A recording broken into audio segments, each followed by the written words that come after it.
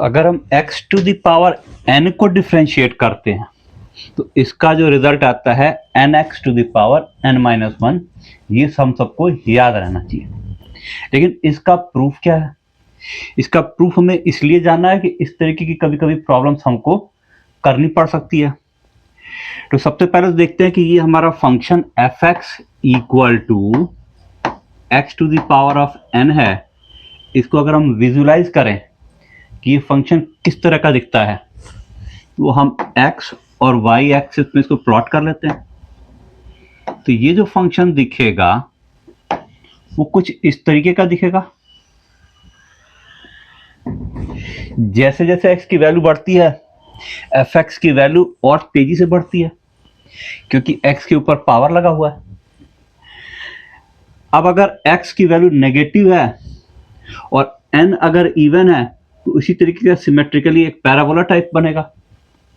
For example fx equal to x square कर दिया तो fx ये एक पैराबोला की तरह दिखेगा। x इक्वल टू 2 पे फॉर एग्जाम्पल fx की वैल्यू 4 आएगी तो x इक्वल टू -2 पे भी 4 आएगी तो फंक्शन सिमेट्रिकल दिखेगा। लेकिन अगर n की वैल्यू नेगेटिव हुई तो ये पैराबोला ये वाला x नेगेटिव के साइड में ये इस तरीके से चला जाएगा। इसका मिरर इमेज इस एक्सिस पे आएगा। अब मान लेते हैं कि ये जो फंक्शन है एक कोई पर्टिकुलर इसकी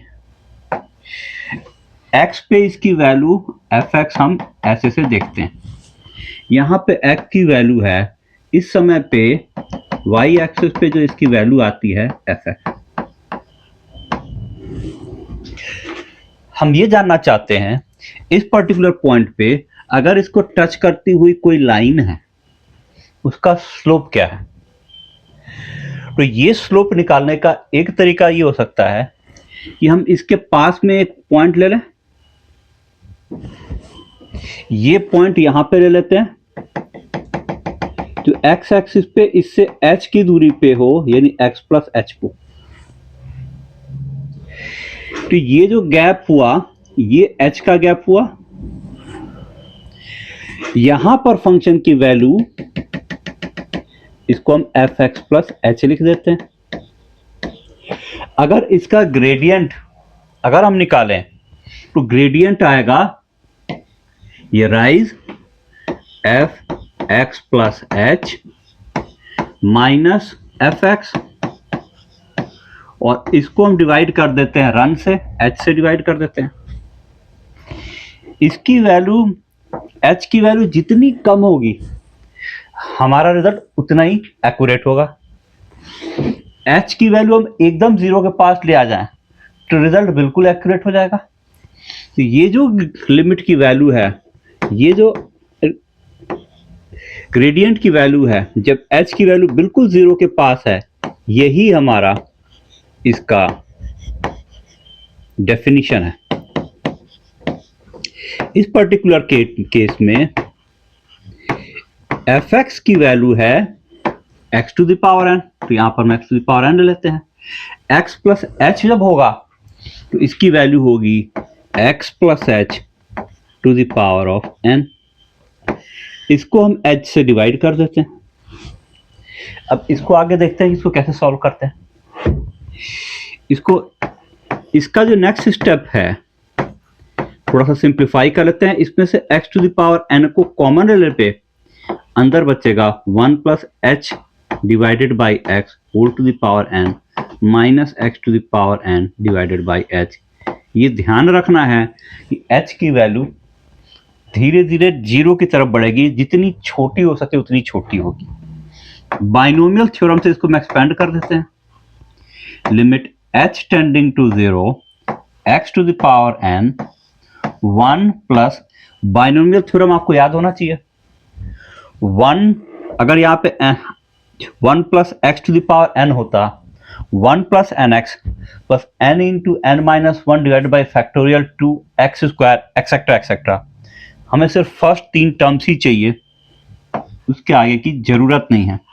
1 प्लस एक्स की जगह प्लस हमने h प्लस एक्स लिख दिया plus n into n minus 1 upon factorial 2 h by x whole square plus and so on and so forth, finally एक minus x divided by h कर दिया हमने, ये x to the power n हो जाएगा। इसको सो ध्यान से देखते हैं, इसमें कुछ सिंप्लीफिकेशंस हो सकती है। वो सिंप्लीफिकेशन में ये जो 1 है ये x to the power n से मल्टीप्लाई करके x to the power n होगा और यहां से कट जाएगा।